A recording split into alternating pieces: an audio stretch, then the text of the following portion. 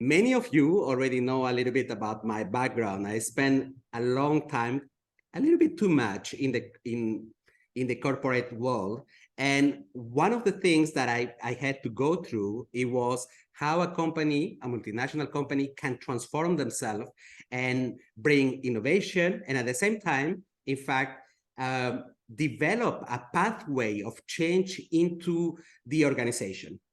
Now, my observation is that tactics like fueling change in organization, like incentivizing, motivating people for the change, doesn't have so many good results, in fact, because we have this natural resistance as individuals that make us stay in what we are familiar, like a little bit of inertia. We feel protected when we stay in the same place. Also, as individuals, efforts, when we have to do efforts in order to change, that's something that doesn't help in terms of the motivation, in terms of the unexpected results that we may have despite all of these efforts. And I wanted to have a bigger discussion on how do we build a work culture that is ready for change. And for that, I was lucky enough, and I must say a little bit impressed, because intimidated, let's put it that way, to have as a guest Beth Banks Cohn. And the reason is because she's regarded that by many as an authority on culture, leadership, and change. She has written many articles and books about change. She has been the co-author of the book, The Secret Sauce for Leading Transformational Change. She's the author of a different perspective on change. Is called ChangeSmart, Implementing Change Without Lowering Your Bottom Line. She's also the founder and president of ADRA Change Architects. And I need to ask Beth about what does it mean, ADRA? And it seems to me that Beth has been already building like a pathway that is very focused into change. She holds a doctorate in human and organizational systems. And by the way, her dissertation was already touching the aspect of how culture or specifically organizational culture in individual decisions make that is rather in the side of active versus a passive part of organizations. And that's why I feel a little bit impressed, and I feel that today we are going to learn quite a lot about the areas of change. Beth, it is a pleasure to have you with me. And first of all, I wanted to understand, from where does it come, this focus that you have into transformation of organization and specifically about change? Ivan, it's such a pleasure to be here today. And I'm really excited to talk to you about, obviously, my favorite topic, change. And really where this came from was I was working in the United States in the 80s. So I'm dating myself a little bit. And we were just putting personal computers on people's desks. And and I was in the information technology group. And what I was finding was that we would put these computers on the desk, and people had no idea what to do with them. And there were so many wild expectations about what could be done, most of which were not true. And so I really was impressed by the people who were able to say, okay, I'm going to use this in whatever way I can, and really sort of got on with it and started using the technology. But there were many, many more people who just used it as a paperweight, basically. And so I got really interested in this whole idea of change and what would make people more comfortable with the change, and what would motivate people to make the changes that they needed to make in order to utilize this new technology, this new computer. So that's really where it got started. It didn't end there, but that is where it got started.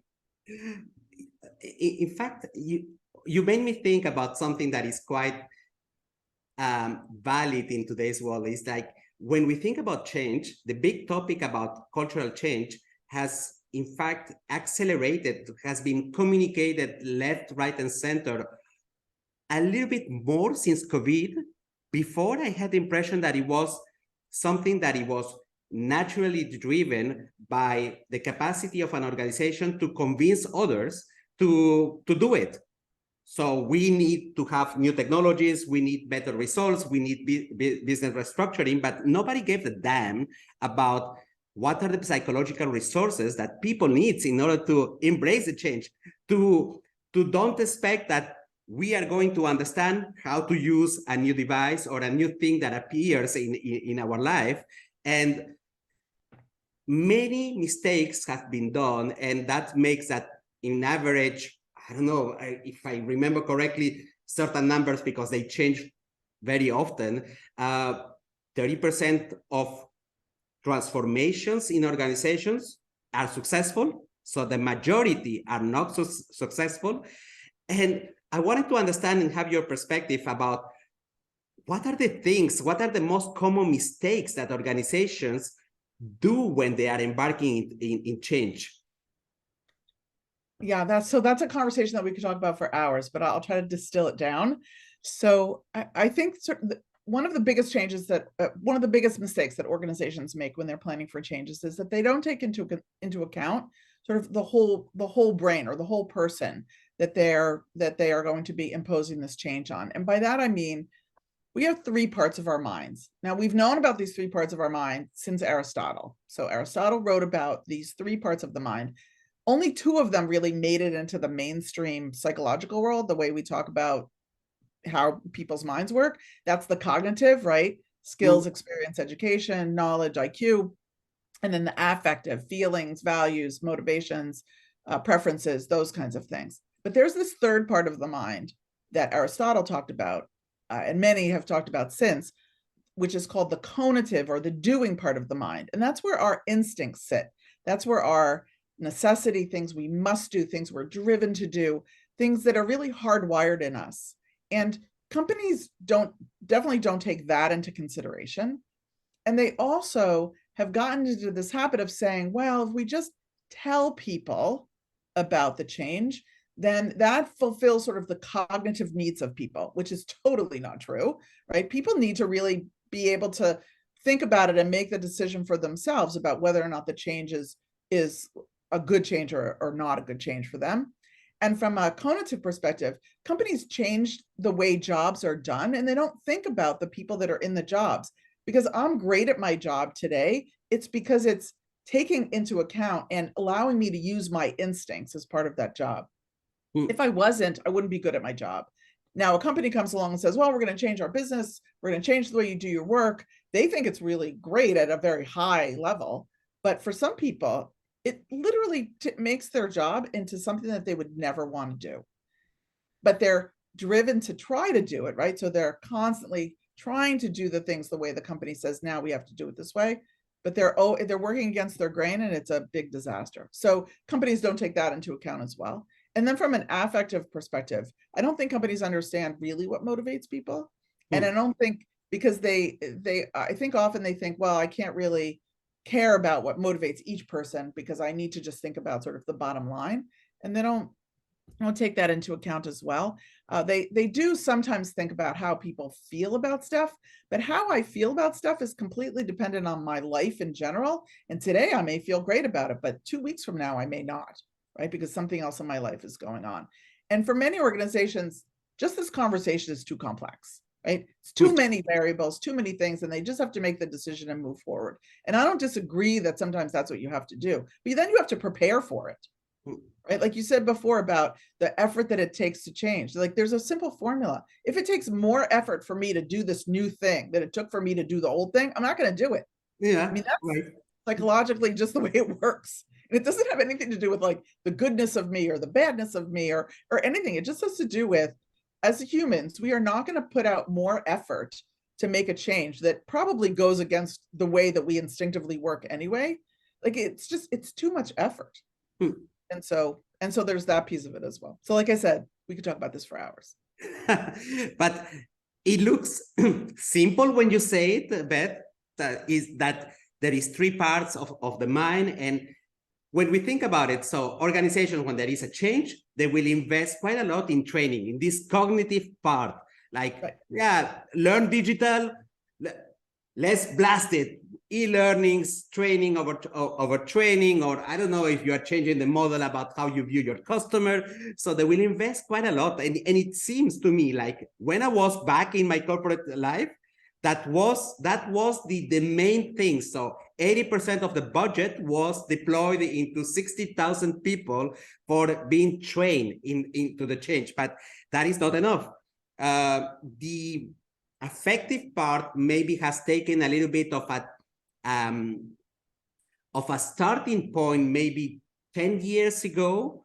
And basically when we started talking about emotional intelligence, I mean, every HR person has read Daniel Goleman, so they knew a little bit that this needed to be put into consideration. But the last part, the doing part, the psychological resources that people need in order to do it, to practice it, wasn't there. And even I think about most of the assessments that there is today are very driven into how much you know, how much you are motivated into doing something, but it's not about, do I have the capacity, am I actually doing something? So I still remember that when I was being assessed back in my corporate life, I used to score very high in terms of emotional intelligence because I knew the theory behind.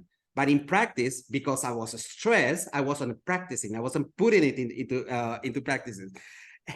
The last point that I wanted to mention is that you just to build on what you said is that motivation is something that makes people consider about doing things, but it's not enough because we have it quite volatile, right? When imagine anyone is always thinking it's end of the year, so I want to have a healthier lifestyle in 2023. I want to save more money. I want to travel more. I want to devote more time with my wife. All of these intentions, today I have a high motivation. Let's see in February, my motivation is going to go to hell because I'm overloaded with a lot of stuff to do, and it's going to be volatile. It's sometimes not enough. And last point, we were cracking a joke just before we started about human resources people. So they are supposed to be the ones who are the guardians of the psyche of people. And nevertheless, when it is about change, it seems that business takes over all the decision making, and the psychological part of individual is not taken into consideration. What do you think about this? So this last part, I think, is really critical because, first of all, taking care of the psychological part of people makes good business sense. So once leaders of organizations understand that, they understand that it is their job to, I'll say it simply, happy people are productive people. That's pretty much the way it works. If you do things that make your people unhappy, and not in like petty ways, but like cutting their salaries or not getting them paid on time, or making the job itself onerous in some way, they're not going to be as productive. And business people know this. What I say is that smart business people pay attention to the people side of change because they're the ones that are the 30% successful. Like if you pay attention to the people side of change, then you will be successful. There's no two ways about it. Like there's always sort of the vagaries of the market and stuff like that. But I think that's an important thing. And the other thing I just wanted to mention is that pretty much every assessment out there that assesses emotional intelligence or the Myers-Briggs or the DISC or the StrengthsFinder or whatever, these all measure affect, that affective part of the mind, right? Yeah. Only IQ tests measure and skills tests and those kinds of things measure the cognitive. There is an instrument that measures the conative part of the mind called the Kolbe Index, Kolbe, and created by Kathy Kolbe, who, by the way, whose father was the person who created the Wonderlic IQ test. So I'll just say that. So great pedigree. But she has discovered how to really measure this instinct. And when you combine it with understanding how you affectively approach the world, and you combine it with how your skills, knowledge, and education experience play into it, you really can become this sort of full picture of understanding everything about yourself and then how you approach change. I use that same idea around the 3 parts of the mind at a larger level, at the organizational level. And I think it's really important to understand that conative or doing part of the mind is not your affective part of the mind. Like, for example, I'll give myself as an example. When I start a project, my instinct, the first thing I do when I'm motivated to solve a problem is I gather information. I read a book, I read articles, I talk to people, whatever, I gather information. If somebody came along and said to me, you're not allowed to do that, you just have to go out there and just start taking action of some kind, I would be terrible at it, right? Because my instinct is to gather that information. And so, and people have there's people who have the opposite instinct of me when it comes to information. So we have to take all of that into account when we're thinking about how we want to change an organization. And if we don't, then we run the risk of creating a change that appeals to a small segment of our population, but not to the whole population. And that's one of the reasons why changes fail. Now, we mentioned the word motivation. So when there is change, there is a tendency also to that leaders, in order to encourage others, they will say, so the motivation is going to be driven by, I don't know, you have potential to go for a promotion if you are successful into this period of change. So we are thinking about extrinsic motivation factors in order to promote the change. But then there is something that we have within, so this intrinsic motivation. And I wanted to ask you, so getting the buy-in for change in the organization, sometimes it is a friction, because organizations always have an easier way out with extrinsic motivation that can be short-term and so on. How do we get around to nudge people? Is there like a specific magic sauce in order to really drive the fire on people and so that they want to change? Well, I think a couple of things. And I think it's also something that you need to think about, sort of, is this a sort of a 50,000 person organization or a 5,000 person organization? Because it does look different, but the concepts are the same, which is really understanding the impact that the change that you're thinking about is going to have on jobs, on people, really understanding what that looks like. And then also really understanding sort of what else is going on in the organization and in the world that will impact somebody's interest or motivation in changing at all. So the pandemic's a great example, right? So we're coming out of the pandemic. Companies are desperate to make all kinds of changes. And what they're finding is that what they're complaining about is that everyone's resistant to change. And I think to myself, duh, right? Yeah. Because people are tired. The pandemic's been exhausting. Like, there's so many other things that are getting in their way that even if they were motivated in some way, it takes so much energy that most people right now don't have. So then what's a company to do? Really understanding sort of, okay, so we need to make this change, or we don't right now, right? Sometimes the best decision is, it'd be great to make this change, but we're not going to do it right now because we don't have the capacity to do it in our organization. A million other things are going on. Maybe we've made 10 changes in the last year. Like, when I go into a company, I say to them, you tell me, where does this change sit in the context of all the other changes? And if the company says to me, well, we've made 6 changes here and 12 changes here, I say to them, is this really necessary? Like, be great for me to have the work, but is it really necessary? Because I'm not sure you're going to get the return that you're looking for, given the context, the environment in which you're introducing this change. So really being able to think about that, thinking about the impact. And then, by the way, getting input. So one of the things that companies do is, right, they're in a room, they're senior leaders, they make decisions about changes based on spreadsheets, right? They maybe think about the capacity of their organization and maybe not. And then they come out and they say, okay, this is what we're going to do. And then people start saying, but what about this? And what about this? And what about this? And companies at leadership levels don't always want to hear that, right? They want to hear, this is such a great idea. Why didn't I think of it? Let's just do it, right? So first of all, toxic positivity, the expectation that there'll be toxic positivity, but also the expectation that that's how everybody's going to approach change is wrong. Like, there are people who are hardwired in this world that when a change is introduced, their instinct is to avoid risk and uncertainty and chaos. And if they think this change is going to introduce that in some way, until they can be shown that it won't, they're going to resist the change.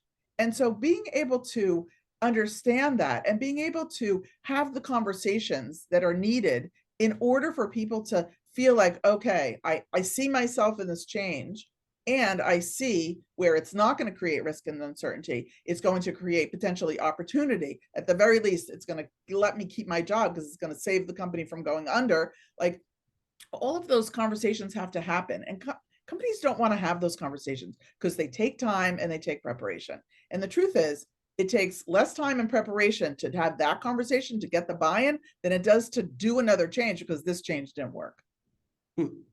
So I love the fact that you have defined this capacity for change, which is, I don't know, I'm just thinking loud, like it's about the frequency of changes and the speed of change. So you cannot expect like within 1 year, big things are going to happen. And for me, many leaders have like a hard time to understand that organizations behaves a little bit like individuals. So we also, in our personal life, we cannot be taking care of changing our lifestyle to be a little bit, have healthier food, and at the same time start a new education, and at the same time be entrepreneurs, because we cannot handle this level, this addition, this complexity and uncertainty that you mentioned several times, uncertainty in our brains. So that is something that's obviously difficult for leaders to understand, that you take an organization, you take an individual. If it is hard for you to do so many changes, imagine the organization that impacts the life of many. So, and in many models for change, and God knows that some of the models come from the 70s, that change these change management processes or models. I think the one that was used and is quite recent is still the McKinsey model, the 7S or 7Cs, I don't remember exactly. That is quite, that is a little bit modern, let's say, but most of them do not consider this the psychological factor for of humans, of the organization. Is there a way, and I know that you have work on that, because I read a little bit the synopsis, the abstract about your book ChangeSmart, and I wanted to know, is there a way to integrate in these change management models these psychological resources that are required in order to transform organizations? Yeah, so first thing I'll say about all models, and I don't want to sort of call out McKinsey specifically, because I think they have the same good things and bad things about them that every other model does. First of all, most of them are too complicated for organizations to really use in a useful way. So I'll just say that. And I also think that all of these models are based on theories, and theories are not truth. They're theories, right? So I'm not saying that they're not right, but I'm saying that they're in every theory, there's things about it that work well and things about it that don't work well. And when I started working with change, and I wrote that book based on sort of at that time, which is a while ago already, my experience, and I've actually expanded that framework, that ChangeSmart framework, and now it has 4 pieces. But it's basically the same thing, which is all along the process, you can't just think about the sort of the physical pieces of the change, right? But also the psychological pieces. So understanding what, at the very least, like what's going to be different when your change is over. Like sometimes I go into organizations and I say, okay, so you're going to implement this change. What's going to be different? Oh, we're going to make more money. I'm like, oh, okay, that's great. Because why else would you do it, right? But like, what's going to be different? Like, what's going to be different in your organization? How is your organization going to be different? How are the people going to be different? What are they doing that's different?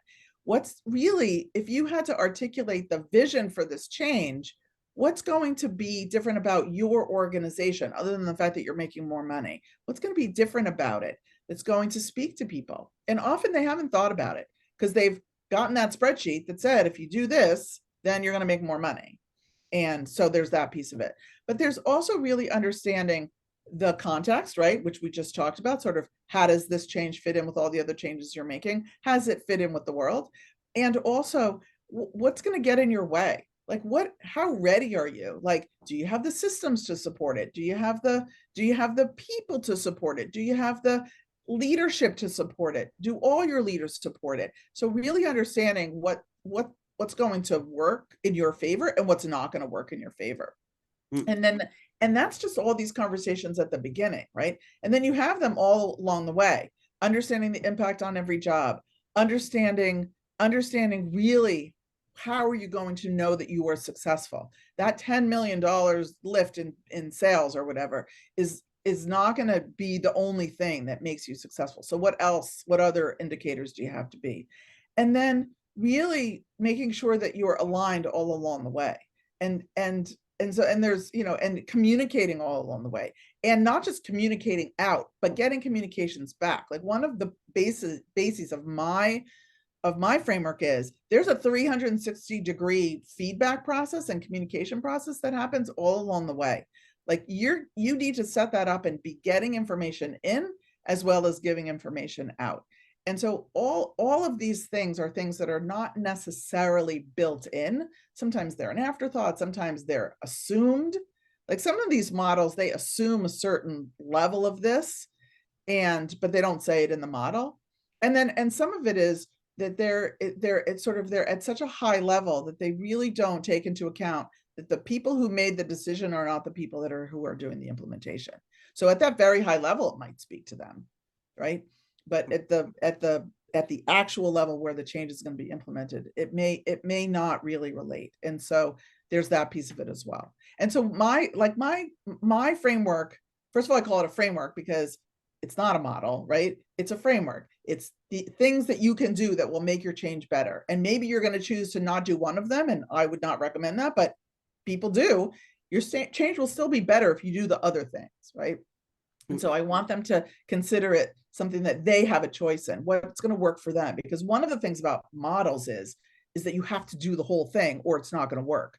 And nobody does the whole thing. Like if you think that everybody follows the McKinsey step S model or whatever it is, exactly, are wrong. Nobody does. And so that's why I created this framework where you could pick and choose the things that make sense to you. And I boiled it down to like really the things that you really need to do in order to be successful without all the other sort of fluffy things. And I don't assume that you're going to do all of it, because the framework works whether you do all of it or you do half of it. It's still going to help your change be more successful. If you do everything, you're pretty much guaranteed success.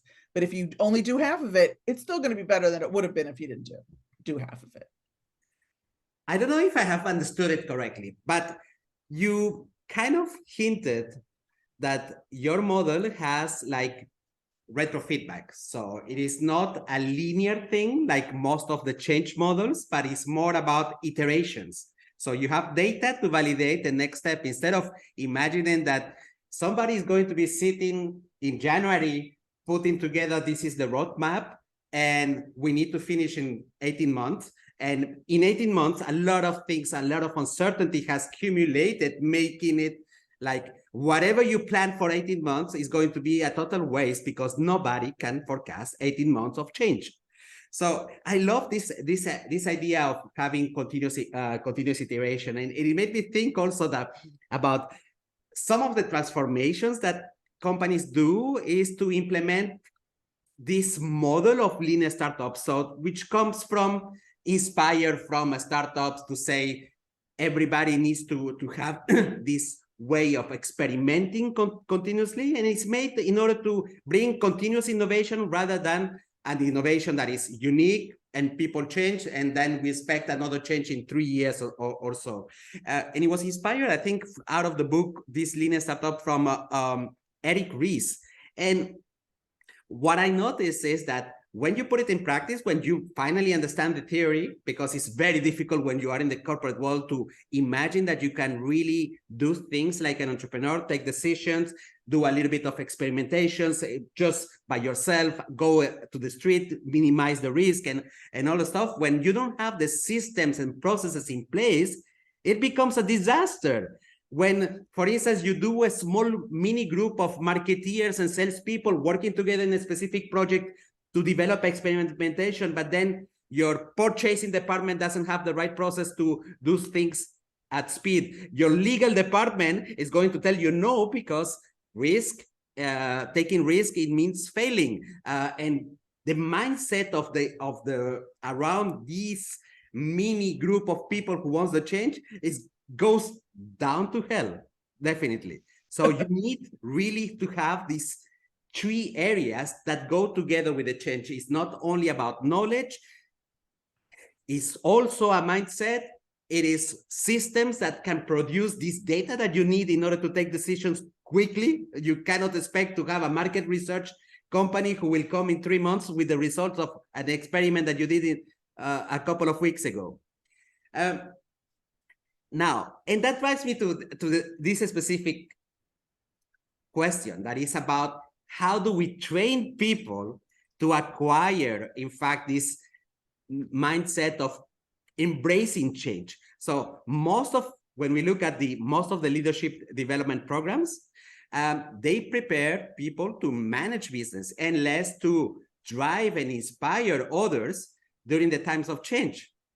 So according to you, and it's not cognitive. I mean, having the mindset of embracing change is not something that you learn with PowerPoint slides or attending, I don't know, a university mini degree. So how do we learn? How do we equip specifically leadership so that this is included, this developing in others, inspiring others for change? How do we learn these type of things? So a couple of things. I think the first thing is that how you approach change is really dependent on your instincts, right? So some people have the instinct to experiment. Oh, let's see if this works or that works. But not everybody's like that, right? Some people are the exact opposite, like I talked about before, that they're hardwired to they view change through the lens of avoiding risk and uncertainty. And so their approach to change looks different. They're still changing, they're still committed to changing, but it's gonna look different. And by the way, no company can have only people that just want to experiment. Like it's great to have some people that do that, but if everybody's like that, then who's going to say, okay, now let's get down to how are we going to implement this? What is the risk and uncertainty that we're introducing into the organization? Can the organization bear it? And then how do we figure out a way to do what the company wants to do, but do it in a way that works for everybody and doesn't sort of destroy the company in the process. And so like when companies put in their competencies, which makes me a little crazy, that they want that the competency is to embrace change, it makes me crazy because they are making a judgment that people who critically look at change in a way to help the company avoid risk and uncertainty will never be able to be seen as embracing change. They're embracing change in their own way, but they need certain things to happen in order for them to embrace change. But what companies are really saying is they're saying, we just want a bunch of people who just want to experiment about it. Which they really don't want, but which they basically, that's what they're saying in this competency. And then half your population feels terrible all the time because they're never going to be seen that way because it's not how they approach change. So the first thing I think leadership development programs need to help people understand that there's lots of different ways to approach change and there's no bad ways.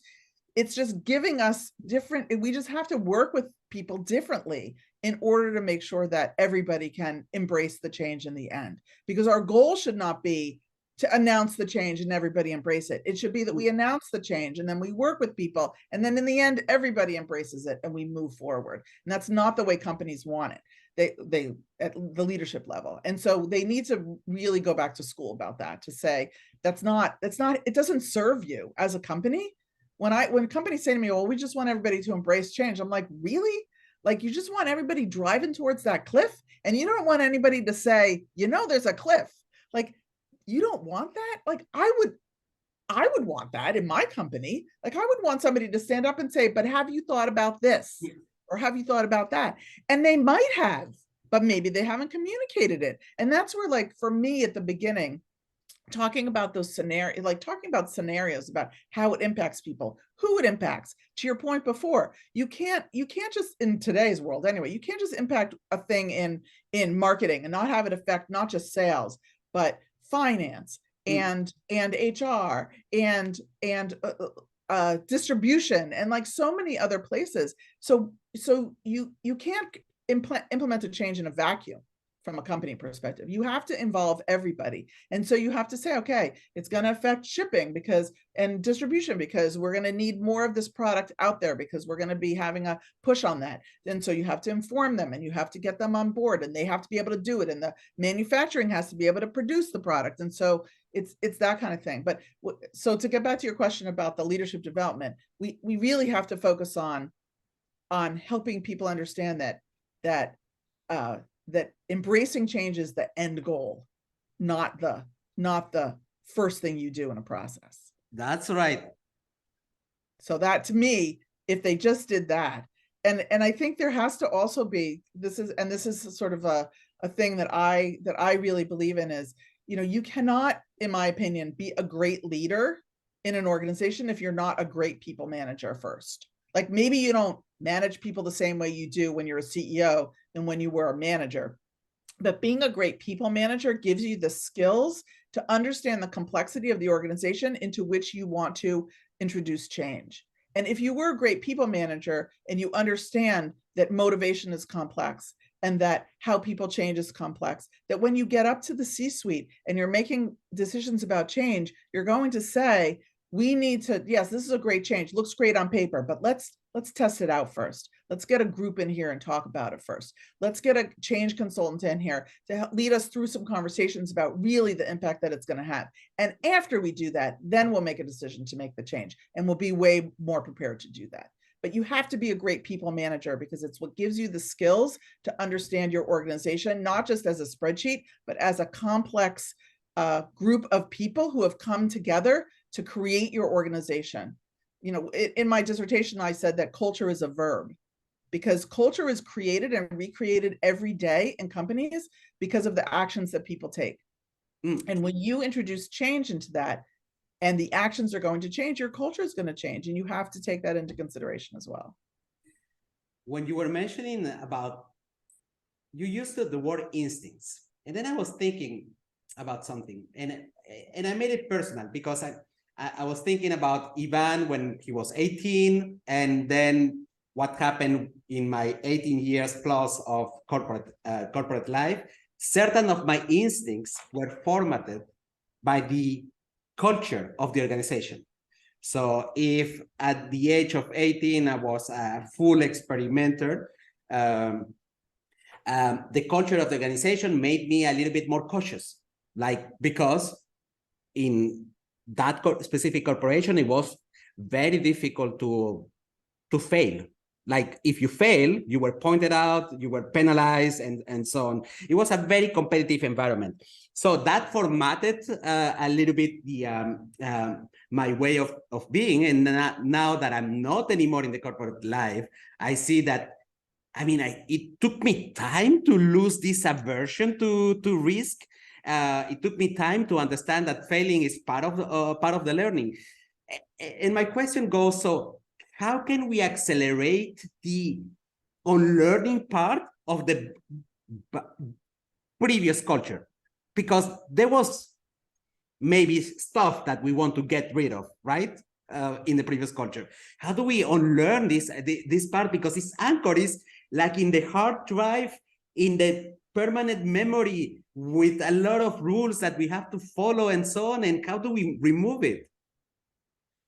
Yeah, so really what you're talking about is that you have an instinct, right? Your instinct is to try things and experiment and see what works and that kind of thing, yeah. which is, by the way, the definition of a great entrepreneur usually, right? Their willingness to take that risk. And then you went into an organization that said to you, That's your instinct, but you can't use that here. And so you got skills, like you built skills in being more risk averse, right? Those are skills for you. It's not your instinct. Your instinct is to just try it, see what's going to work.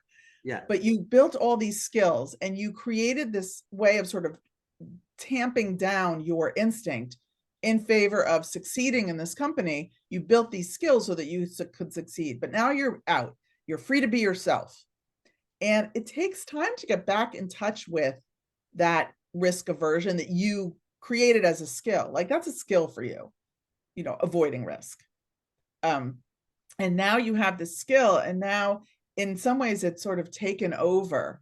And when your instinct says, oh, let's just try it, your skills, like that cognitive part of your brain is like, no, we have to be risk averse. And so it's almost like the inner voices, right? So you have to, you basically, it's unlearning a skill that, by the way, comes in handy, right? Because there's a balance then, but it's really unlearning that skill and just saying to yourself, free to be myself, this is the decision I would make. Like free to be myself. Like I can do whatever I want. Free to be myself, this is the decision I would make. And if you say that to yourself enough times, at some point you're going to stop saying it because you're just going to make those decisions. And that's where the unlearning comes in. And by the way, everybody that worked in a corporation has to unlearn something. Oh, it's a little sad. I talked to somebody the other day and I said, she said, oh, I'm feeling like I'm like recovering from something now that I'm not in that organization. And I said, join the club. We're all recovering from that, right? Because we all had to do things that were against our instincts, sometimes even against our values, but for certain against our instincts in companies in order to fit in. But now that we're out and we're entrepreneurs and we're able to do it our way, we just have to keep reminding ourselves that we are free to make those decisions. We are free to be ourselves, and good, bad, or indifferent, that's what we're going to do. And over time, you'll unlearn that other piece of it. You gave me a little bit of a bait, because now I want to ask you, so what was the hardest thing that you had to unlearn from your corporate life to your entrepreneurial life? So for me, the hardest thing that I had to unlearn was for me, it was believing in myself, believing in my instincts, that my instincts were right. Because what I learned in corporate life was that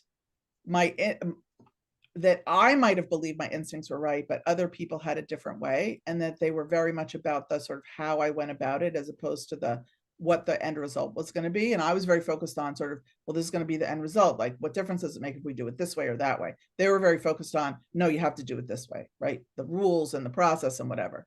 And so I had to unlearn looking over my shoulder to see if I could do it my way, right?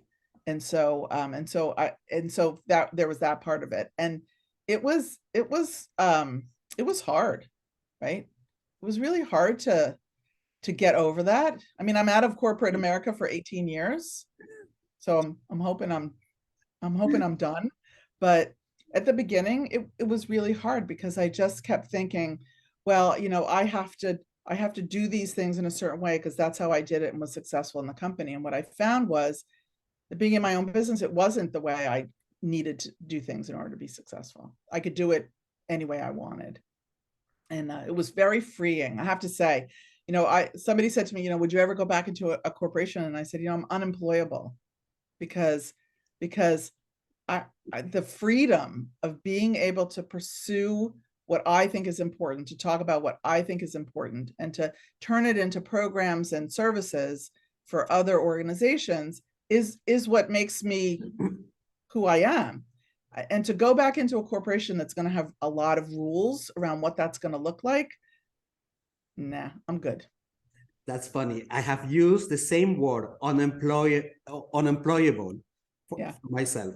It is there is many things that make us like, I mean, despite that being an entrepreneur has ups and downs, so it's volatile, we get adapted because when you develop this passion, it's like you are immersed into a lot of work, but it is joy because you feel like you are contributing to something.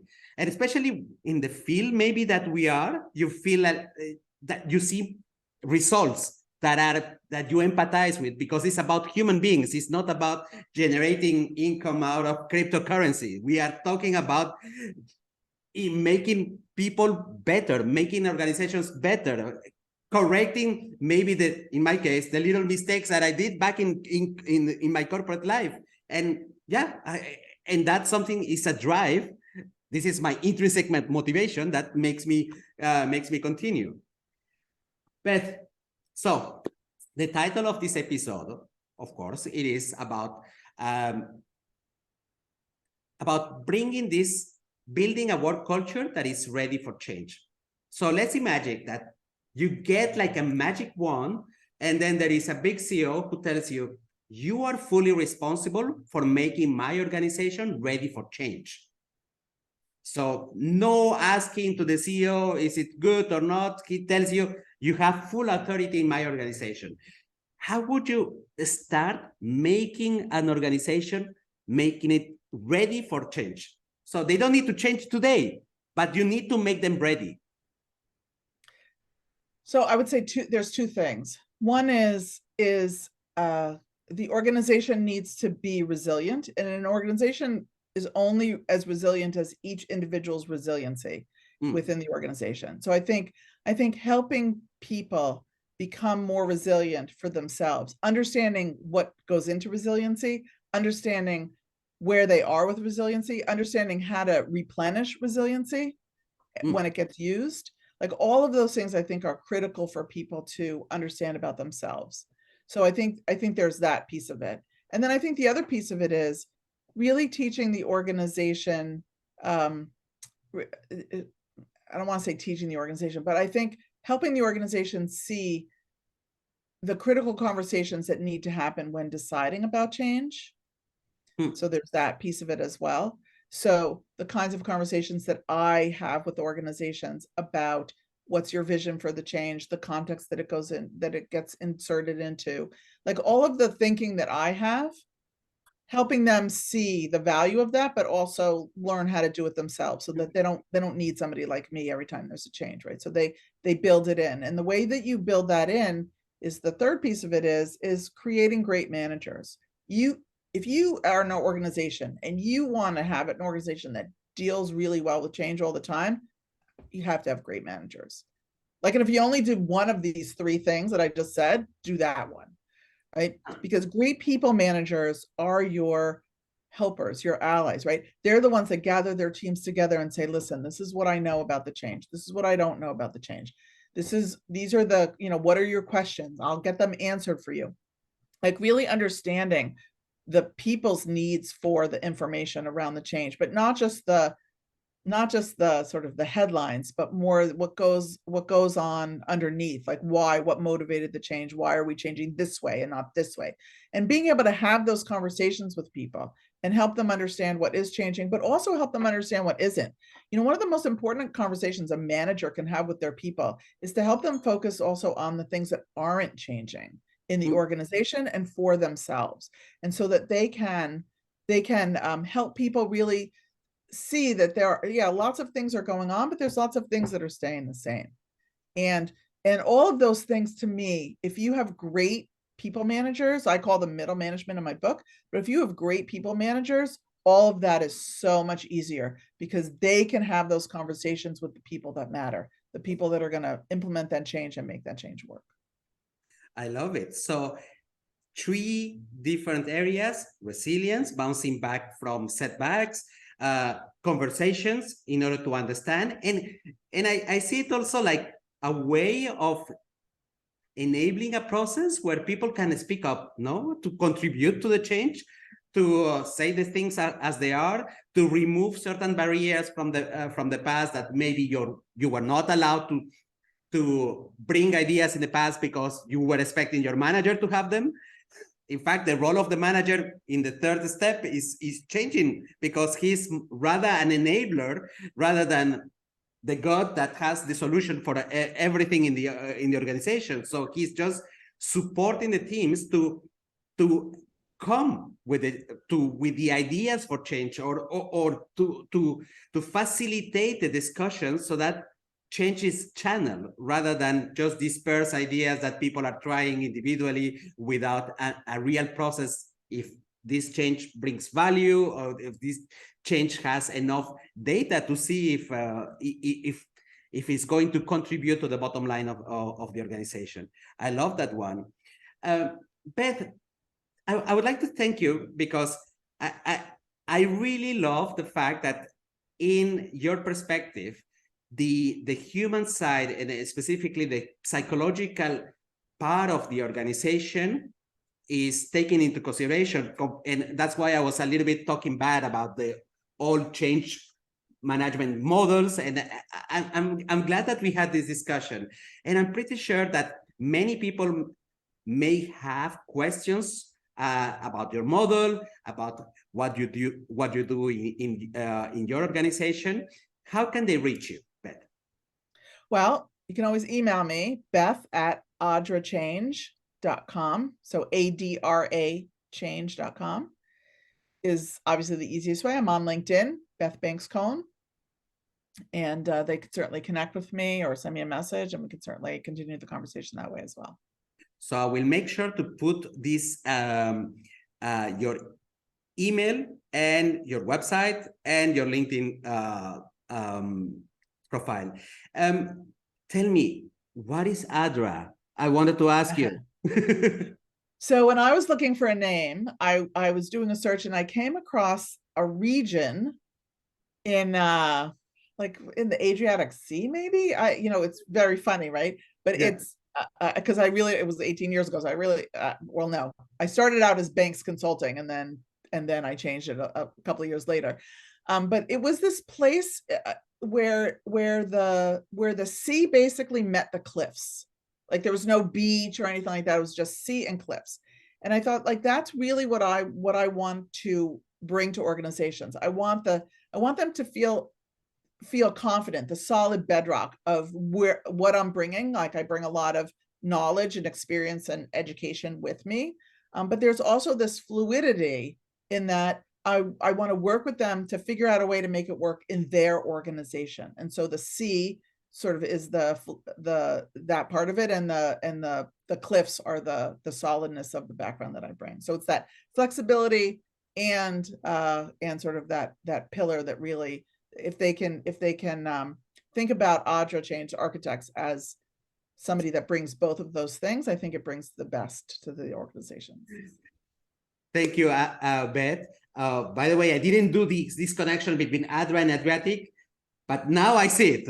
Thank you very much, Beth, for your time and consideration. Thank you. Thank you. It's been a pleasure, really a pleasure, and I'm excited for our conversation that we had today.